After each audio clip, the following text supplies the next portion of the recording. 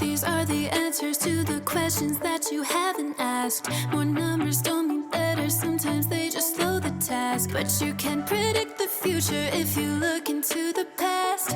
With the ratio, you'll move towards your goal. Chasing likes alone won't be a guide. And if you know at least which lights you can't decide, and you can do it if you leave behind your pride. And by the end you'll be grooving like a rock star. You can't even imagine, you won't even know how far. All right, well, hey data rock stars, I know we are going through Tableau and those things pretty quickly, and we are just going to take a step back and look at some tips on a lot of the things that I do and tend to go through pretty fast. It's okay that you don't catch them all the first time. We're going to try to keep repeating that, and hopefully on the 7th time it'll click and you'll feel good doing that a bunch of times more from there in the future, and then you'll have some sort of spaced repetition where every few weeks you'll get reminded, and then it'll stick for the long term. So we're super excited to walk through a few of those things today. Let's see if we can pop over to my desktop and the infinity thing there, and we can pop into a folder. So I've got some data here, and we're going to start it out with Excel. So some of you are well versed in Excel in the business schools and working through all sorts of data and things like that. And some of you have no idea what it is and probably have a Mac and have only ever opened numbers accidentally when you downloaded something that happened to be that kind of file. So that's totally fine. But a lot of times you're going to end up with data and you need to sort of manipulate it, whether you're running a yoga studio and getting an export from MindBody Studio, or you're calculating the NFTs you sold for your art museum or a garage sale. So whatever you end up doing in life, whether you are a elementary school principal or you're actually a data analyst analyzing advanced multivariate analysis for campaigns and marketing, and even beyond that into the sort of data science world and that sort of thing. Excel is our friend. We thought it would have gone away in the 90s and things like that, but really it's actually a strong competition for any sort of startup or program. Like, what can you do to store data in a simple table format, and what are the different features around that? And so that is step one. It is just a table. We're going to look at some statistical data that I pulled from Statista, which is an awesome source for market data, like how different industries are growing, different surveys, a lot of different things about companies. And they give it to you in this awesome file here where it tells the source and all of this awesome detail, so you can be confident that where you're bringing it from is useful and all of the data behind it to cite. That's great, but we don't really need that for the graphing of the data. The data is here, but notice the format. When you're talking about using data, you need clean data, and you need a clean set of columns and the column field titles, which tell you what things are, and then you need the type of data and everything like that. So here it mixes it up a little bit. It's got the title there, which is great for the graph, but that's not what this is. These are a list of countries. And so what you actually want to do, here it says enable editing, so they want to make sure you want to actually edit it first. You want to click on these rows, so I'm clicking in where the number is there, and I can hit shift to hit multiple, and I can right click or command click on a Mac and click delete. Hopefully you can see that right click menu. If not, number of things will come up like cut and paste, and you want to see delete. There's also a million shortcuts for these. Highly recommend the TikTok personality Miss Excel, or on Instagram there's also Excel Dictionary. A lot of those for these quick tips. If you end up going into one of those careers in data science and marketing and especially investment banking, you absolutely want to learn all of those shortcut keys, because it will save you time, and more time is more time with your friends, family, and sleep, and that is great. So you can highlight these extra rows and columns by clicking on those letters or numbers and getting rid of them. I'd recommend taking this, and it's probably over there in the overview, but you can put it as the tab name as well. It doesn't like special characters though, so you gotta make sure the colon is out of there. And you can delete that first row as well. That's great info, but it's for a title, not for the data. Got something weird highlighted, so that's okay. Let's see if I can delete that. And okay, so this is still kind of title type data. I don't really need that, but maybe I remember the CAGR, which is the compound annual growth rate. I'm going to put that in the column field there. So you could just call that growth rate. or compound annual growth rate is the actual term CAGR. It's kind of the best indicator of how an industry is growing. And I'm going to point out a couple more things here. So that is not retail e-commerce sales. That is a country. So you want to make sure these are cleanly titled or you will confuse whatever you're going to input into the data. Obviously, these software programs are getting smarter and good at AI and things like that, but it is much better to start with a clean slate than risk confusing it and dealing with problems later. You can, of course, change the size of these things to make sure they fit. This is just the unit of measure there, the in percent. We know it's in percent. We can delete that. It doesn't matter if we keep it there because it's in a separate column. You will notice this green thing there. It has got this little warning sign there. So it's telling you it's stored as text, not as a number. So there's formatting that tells you, even though it's 14.59, whether it's text or number or not. I'm going to hit Control Shift down, and that will actually highlight all of that data. If there was like 300 rows, it would be annoying to do that. Here, you could just drag there and hold, and then click Convert to Number. We could change it later in Tableau, but it's just easier to do it right here. And I'm going to go ahead and File Save As, and I'm just going to call this something simpler, Statista Country Data. And this, what was this for? Retail e-commerce. So that would probably be a better title, but we got a good start there. And Statista Country Data. So now I can pop over to Excel. And I'm going to go to Data, Add New Data Source, because I'm going to add a lot of different data sources. So I'm going to bring that in and click Excel. Let's go to my recent files so I can bring that in really quickly. So it is an Excel file. You could be bringing in a CSV file in that same new data source instead of choosing Excel. If it was a CSV, you would choose more because that's a different type of file.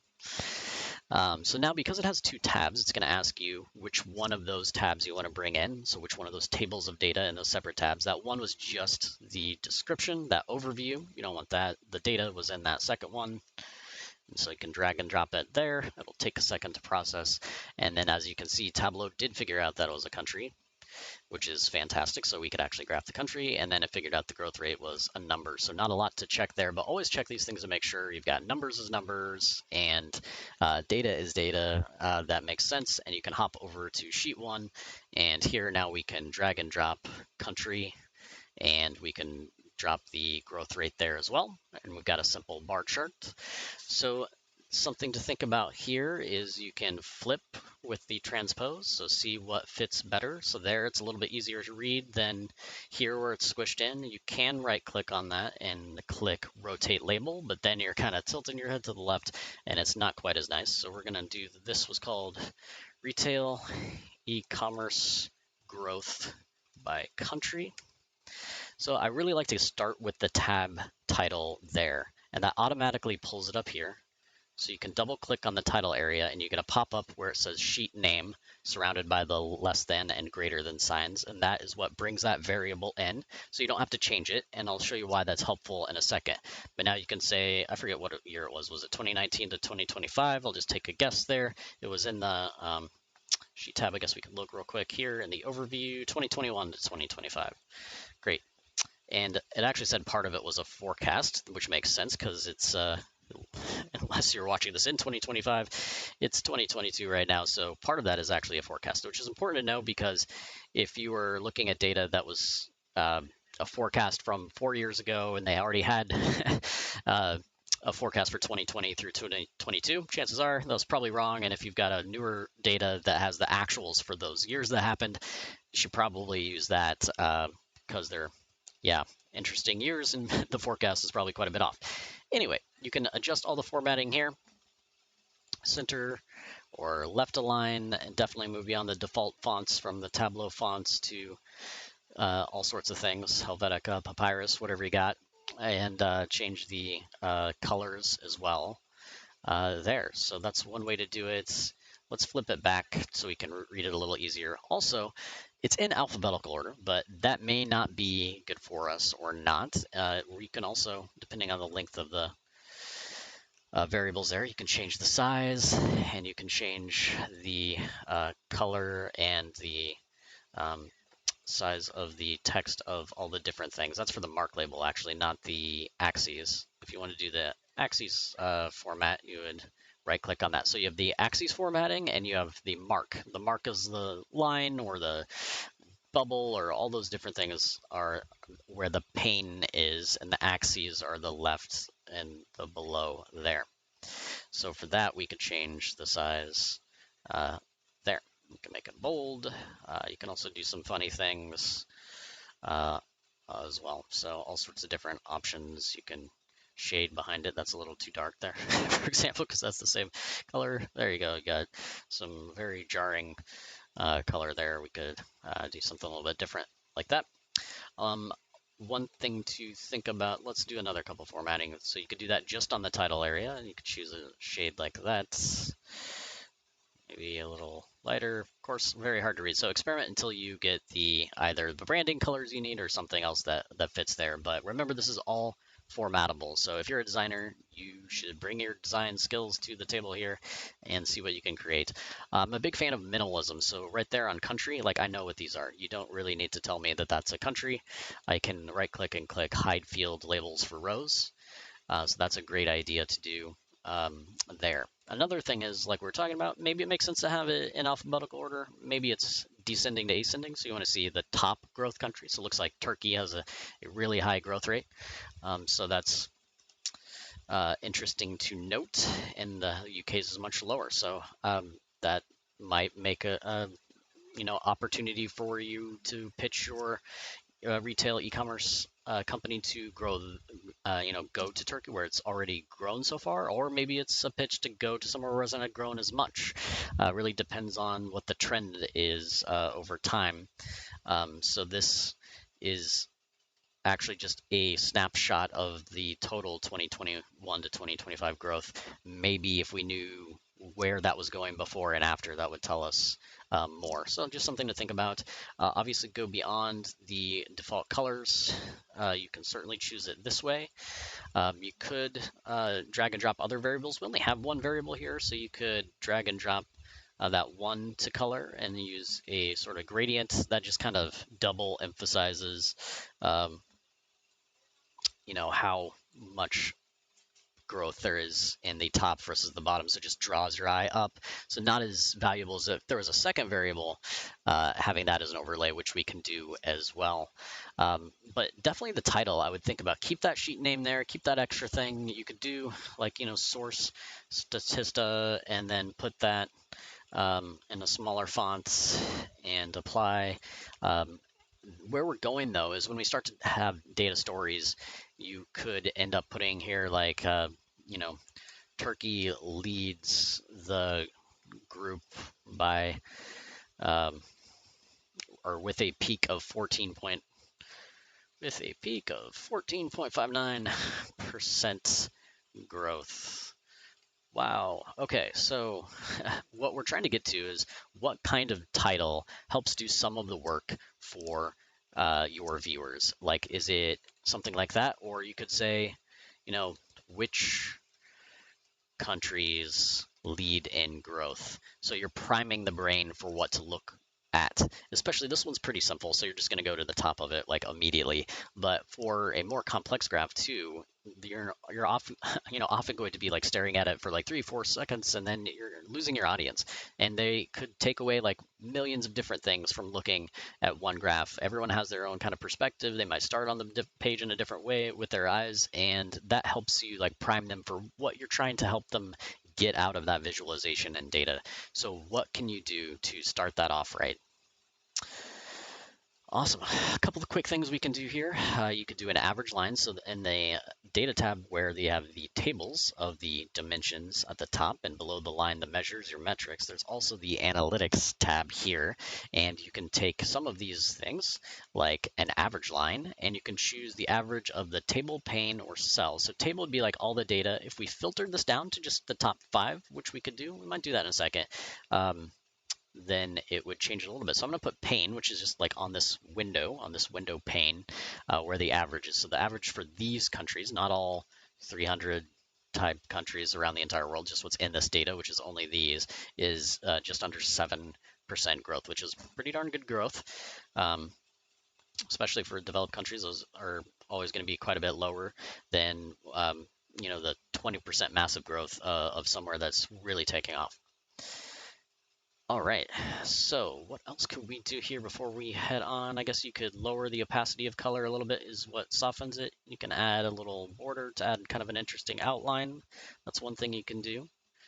You can change the label, so click that label. You can show all of them, which I don't recommend. And why it's actually not showing all right now is there's this option here. It doesn't really want you to overlap them, and the font's pretty big, so you can allow it to overlap or not. Um, you can do the min and max, which I kind of recommend, can be helpful. You can also just do the max by unchecking minimum. Actually have that giant size label at 15 points, so you can lower that a little bit. Let's lower that to 10 or maybe even smaller.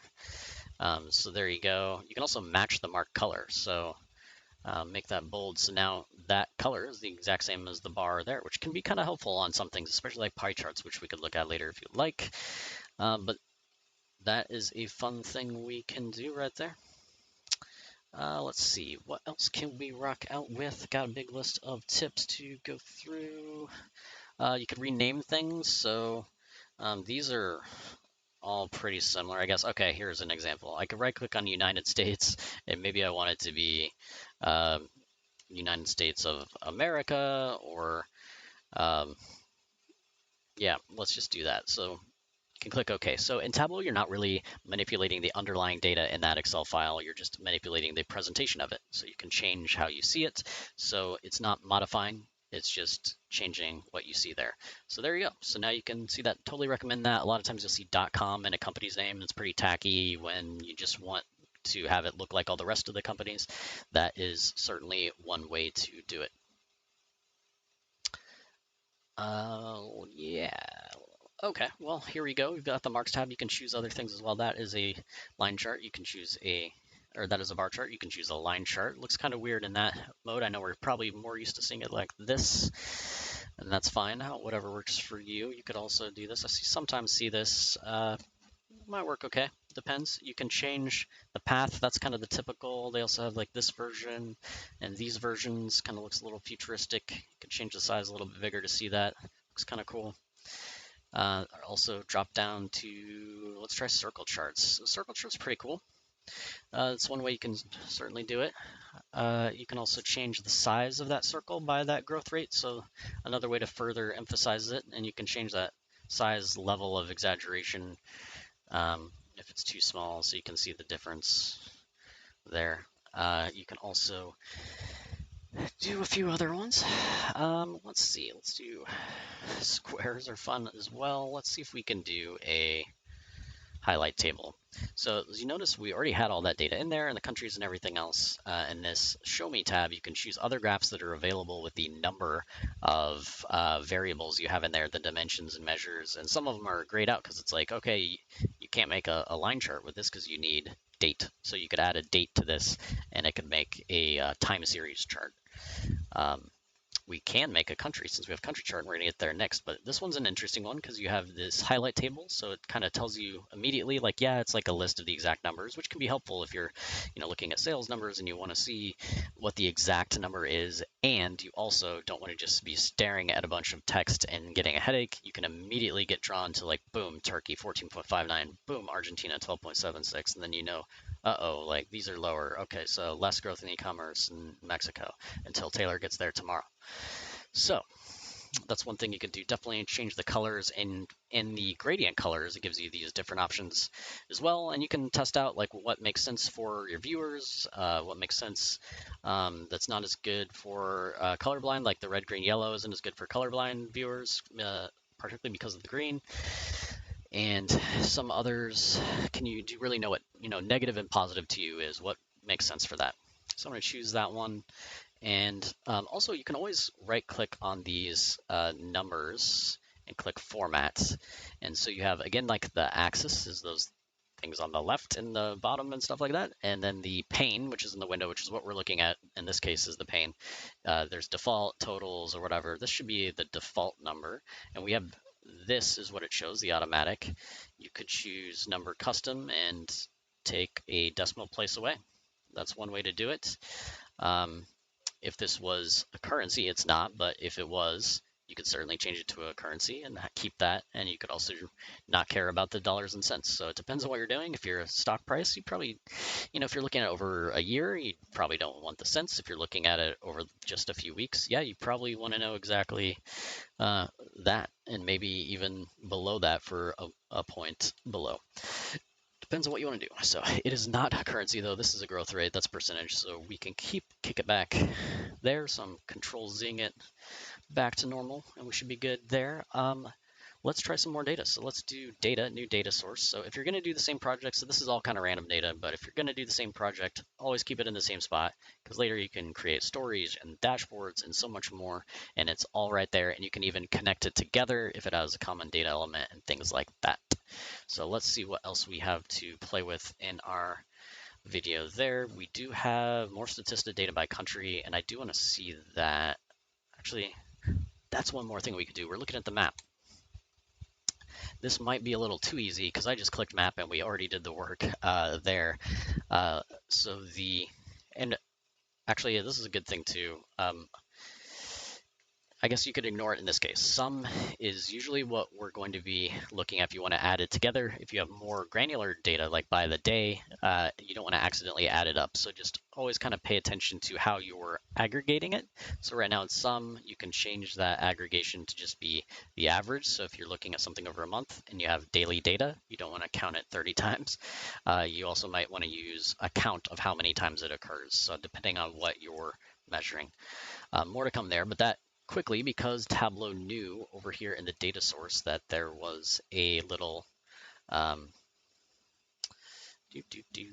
guess we could pop over there. I'm in the wrong thing. So when you click on your data source in your sheet and then go back to the data source, it'll be the actual raw data. It knew there was a little globe there, and it figured out that it's a string of text, but that it represented country. So it was very easy to do that here. Now, if you had that country there and it didn't have a little globe and it just said string, you can take this, right click on it, go to the last option, geographic role, and then choose whether that's a country, a region, a city, a county, a state or province, and zip code and things like that, and it will help you out. But now we've got a really cool view of the country and the growth rate. It doesn't have any numbers on there, but we can add those or not. It depends on what you would want to put there. So we can also clean up these legends. Let's clean that up too. The math formulas are not good for human people. So you could just have growth rate there in that legend. So just use that down arrow to the next of the legend and click edit title, and you can put whatever you would like there. Also the label here, you can do that thing we were talking about before. Click the label in that marks tab in the middle of the screen. Click show labels. Now it's on all of them. Could just choose the min and the max. So you can see Turkey there rounded up, and also the lower ones as well. And you can zoom in. If you do need to change the center of it, it's not as drag and droppy friendly. You have to go to that little arrow and then the little sort of compassy thing there, and you can do that, and you can make multiple copies of this. So you can always right click and duplicate these, which is why I like keeping that tab name like that. And then you can edit the next tab to do that. And you could like say this one is e-commerce growth global. And then this next one is, let's call it e-commerce growth Americas. And I'll try to zoom in on get the North and South America in the center. Not the best, but you could also control click country, put on filter, and I'm going to click none and then choose Canada, United States, Mexico, and Argentina and Brazil. Hopefully I'm not missing anyone. Don't want to miss anything. Okay, so those are the Americas. So now we can just focus on that. So when you're telling a data story, usually you're not going to look at everything at once. You want to go step at a time, focus on one thing that has stuff in common, and then compare. And so you can compare this big growth in Argentina to much lower growth in Brazil for this particular projected time period. So a lot of fun with that. All right, let's do another piece of data. pop in, see what we've got. Oh yeah, let's do a CSV file instead. So data, new data source, more. Oops, wrong more. I was on the server one.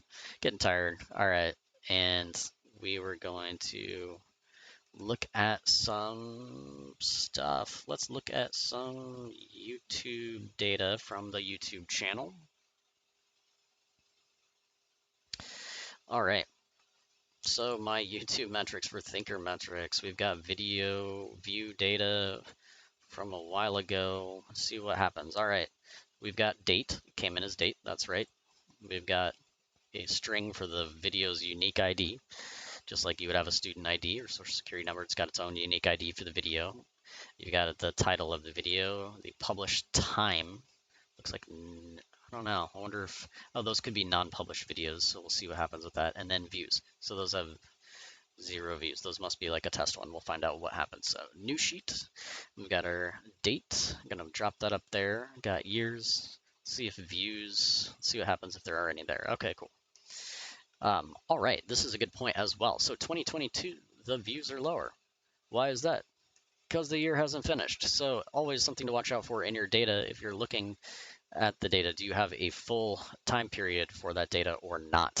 So the year is either not a good thing to use for this data because we're not done with 2022, or you could use like month and year instead, or you could exclude 2022 if you really need a full year of data. So up to you how you want to do it, but now you can see the trend. There is not a lot of data there. It looks like I started it and didn't really kick into gear in class and was using more internal class tools there earlier on. So I'm going to do YouTube Thinker metrics views, and I'm going to control drag and drop that month onto filter, and range is selected there. I'm going to just click next, and it looks like it doesn't even start till June 2020 or something like that. So let's pop on over to that. Okay, fine. I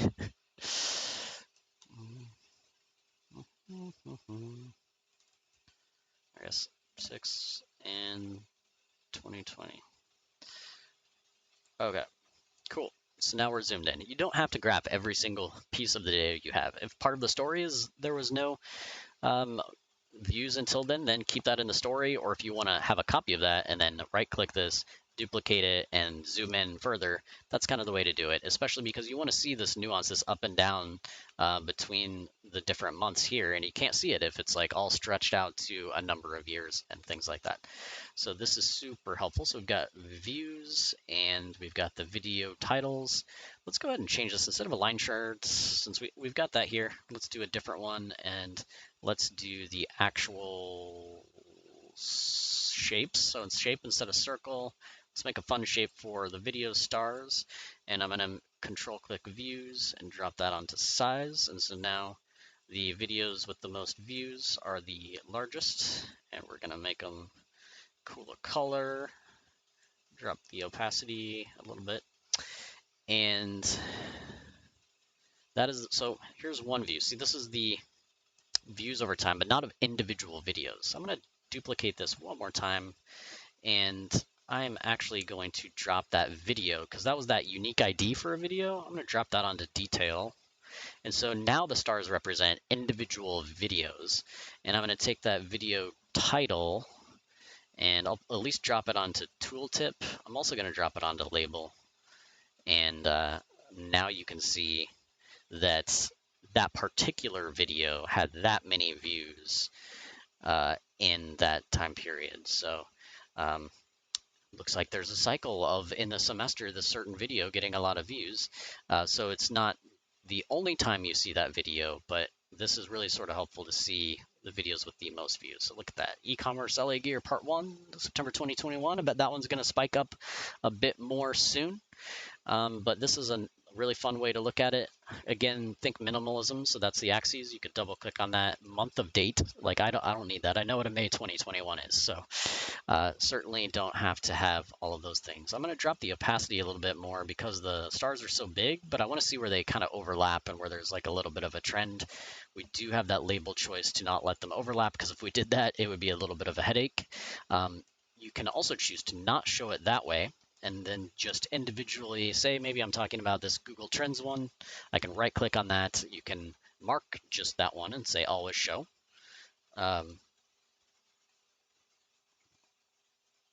Should be able to see it, except for I think maybe I have the let it overlap. There you go. Now you can see it. You can also annotate it and annotate that mark, and then you can use those variables. You can turn it into a sentence. You could say this video on this date, but you keep those little carets around the variables, and then it'll have that in here, and you can change all the formatting on this by right-clicking it and changing the colors and changing the borders and the roundedness of the thing as well, but make it way more human sounding, but point out the things you want to point out. So if there's something interesting that this is the most viewed one at the in the most recent times, but what was the first video that broke 20 views? That's that. So maybe that's something you could talk about. So a lot of fun things you can do with these graphs. Yeah, so it's one thing we can do. What else could we do that's fun here? We only have a few different variables, so there's not a lot we can do here. Let's find some more data. So let's go data, new data source again, and go to more and see what we have. We have some Columbus Airbnb listings. That could be fun. Random Tableau tips. Oh yeah, we got a few more to do. All right, so these are listings in Columbus. I assume Ohio, although there are a few Columbuses in the world, and how Airbnb has them set up. So we do have the ID of the listing. So that unique ID is super helpful. So anytime you have data, the unique ID makes it so we know it's different. But they also have a host ID. So they could have a host that owns multiple houses, like the one I'm in right now. And that way you could do different metrics on that. Maybe that host has a certain trend of excellent reviews. And so you can see across those different properties how that works out. You have the latitude and longitude, which it picked up as a geographic feature, so you can graph it. And you have the price, that nightly price, the minimum nights, number of reviews, and the last review, all sorts of data. So we can really do some fun stuff with this. Let's do a new sheet, and we've got that Columbus listing data there as well. I want to do a couple of different things. I want to see two variables, so number of reviews and price, I guess, is two different things we could do there. So I'm going to put number of reviews and price like that. And then kind of like I did with the last time, I'm going to take that unique ID and drop it into the detail tab there. So now we've got quite an interesting graph. So price, I'm going to right click to put it in currency because that's not really clicking in my brain that that's money. So I'm going to get rid of the decimal places. That is an expensive property, $1,300 almost a night. Not where I'm staying right now, although it's fairly expensive. So I'm going to drag and drop that on color too, which is kind of fun so you can see it get darker. And that kind of circle is really hard to tell. Let's make it a star so it's a little bit more filled in. And I'm also going to make number of reviews the size. So I'm going to drag and drop with the control key holding it to size, and then exaggerate that a little bit too. So oh, that's maybe a little too much. So now it looks like snowflakes. So now you can see these bigger ones, the more it goes to the right, and the darker ones, the more it goes to the top, and you can see if there's a relationship.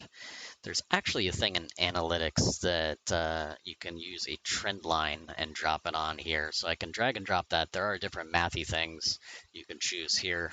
I'm going to drop it on a linear trend. So there is the greater the number of reviews seems to be the lower the price. Seems kind of interesting. I don't think there's a causal relationship there. That's just a correlated one, but that maybe there's these certain properties that are very inexpensive that are just rented very, very frequently. That probably has to do with the number of nights per average stay. So maybe they're just staying there like every night, so they're accumulating a lot of reviews. So they get 500 reviews in like 2 or 3 years, and so you know you have to like think through what this is actually representing, what it says, what it doesn't say. So let's call this Airbnb in the correct caps, price versus number of reviews. And like I said, this is for Columbus, I'm assuming, Ohio. Guess it could be Georgia, I don't know, or somewhere else.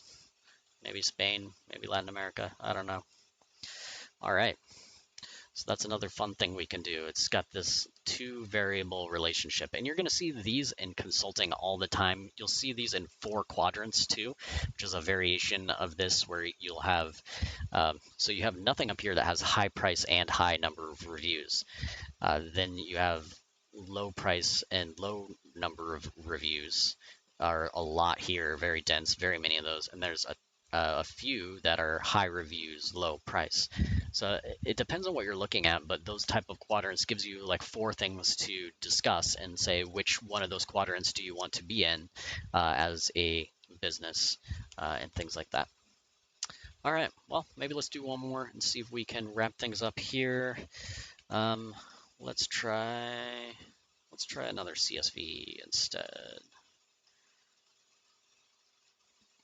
Of course, I clicked the wrong thing because my mouse stopped. All right, let's get some social media data and see what we've got. We have Peloton data from Rival IQ, one of my favorite data things. Actually, let's look at that data real quick. Always double check this stuff. So Peloton is got company name, so there's a competitive set. I don't know if we have anything more than Peloton, we'll find out. And you have retweets, followers, and all that stuff. There's a lot of metrics here. So one thing I want to look at here, I can tell already not all of them are in the right spot. So remember, there's a line between the dimensions, which are categories, dates, things like that, and measures below, which are these metrics that we graph them by, the numbers, calculations, things like that. So there's the line. It actually used to say dimensions on the top and measures below, but they decided to go more minimal and remove that. So if you do have measures you want to use, you're probably not going to do it for all these unless you want to clean it up and make it good for all the future stuff you're going to do. That is a number, so that's good. The average YouTube post likes per day, but it's not a measure, so it's going to graph weird and not the way you want it to. You can right click on that, command click it on Mac and convert to measure, and it'll pop down there into the measure section and you'll be good to go on graphing it. All right, so company name, let's see what we've got. I'm going to drag and drop that there. We've got Lululemon Mirror, Peloton, SoulCycle, and Life Fitness. And remember, these are the ones in the dimension section. If I want to use them, I got to convert them, but I'm going to take what we already have here. So Facebook post angries, and I'm going to drop that where it says ABC. Looks like Peloton's got 20 angries, so that could be some employees that got fired this week. I don't know when this data was pulled for, so you never know. But let's call this fitness social media. And this is a very simple table. I maybe put some ha-has in there. Can we put a ha-ha? Let's add more there. Let's put them up here. And you can always drag and drop these between the columns and rows and test out and flip around to see what makes sense. We haven't brought in date yet, so that's a good one to use. And date, oh no, it is a ABC. We must click the ABC, change it to date, or it depends on the data you have. This is just a date for like everything that happened that day. You might have a date time that has the exact time, like Twitter and things like that. So this is a good example of something we can try, except for there's not a lot of data here, so I'm not really excited about that. Let's find something else to do. How about Instagram follows? See if we've got a little bit more data there. Okay, that's more interesting. And we have dates from before. So let's see if their follows are changing. So I'm gonna right click on date. I want to do exact date because I want to know a trend. And I'm going to move company to color. So I'm going to drag and drop that and change that to a bar graph. Well, actually, let's do a line. Yeah, there you go. All right. So that's the, let's do, see if that changes it at all. No. So that's just the total follows in our data.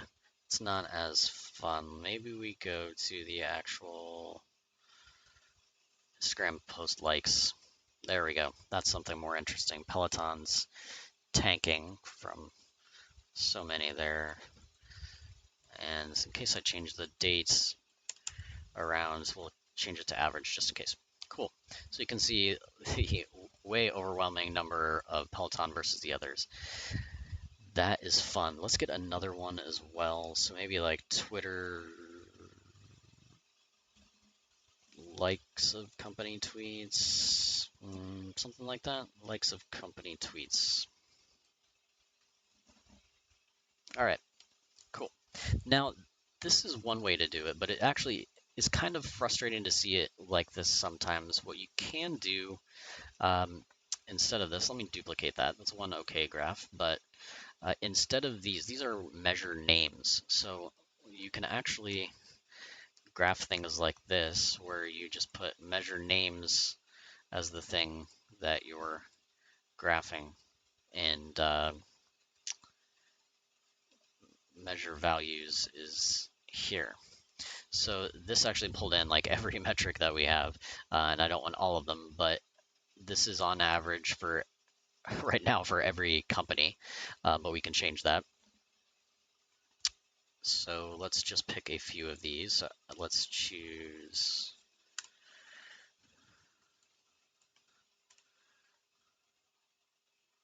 that. I know you hate Facebook, but why don't we just do that to get something in there? All right, got likes, reactions, and shares. And now we can do company name there. So you've got, so this is all a similar axes, so I can even hide that header, and you can see the difference on Peloton versus the others. You can hide company name and do this as Facebook, and likes versus reactions versus shares. All right. So what you would do if you're telling a story is here quickly you can see Peloton has all the data, the others are minor in comparison. You can duplicate that, then right click on Peloton, and you can click either exclude, which would remove it, and you can see just those others and see the nuance between there. It looked totally flat before, and now you can see all the different nuance there. Or you can duplicate this previous one you had, and then you can click exclude, or you could click keep only Peloton, and you can see theirs. So that's probably what I would do, is have three versions where you're like, wow, like Peloton's just overwhelmingly different than the others, but when you zoom in, here's what's happening with them, but here's what's happening with the other three. When you have things at such a different scale, like if you're comparing Bagel and Deli to Einstein Brothers on a lot of these, it's not a fair comparison. It is good to know what they're doing, but it's at a totally different scale. So you really have to come up with different ways to show that. Sometimes it's appropriate to show that massive difference, and sometimes you want to see the nuance below that and everything. So those are some quick tips here, and we can certainly go through a lot more, but definitely think minimalism, like start getting rid of things like that date there. We know those are dates. Clean up the title. The 2 is not great there. You could change that to just Peloton. So you could do, I can't do the dash. There we go. Just Peloton, and you can do like without Peloton. So you can start to get better titles and obviously add those like, questions, those statements about the different peaks or whatever it is you want people to see and learn from the graphs. That is certainly one way to do it. As you can see, that measure values thing here is what we're graphing. Instead of dragging and dropping the numbers, they show up down here in this measure values area. So that's something we'll get into more, but just something to give a little start on. But those are your Tableau tips for today. And let's rock out.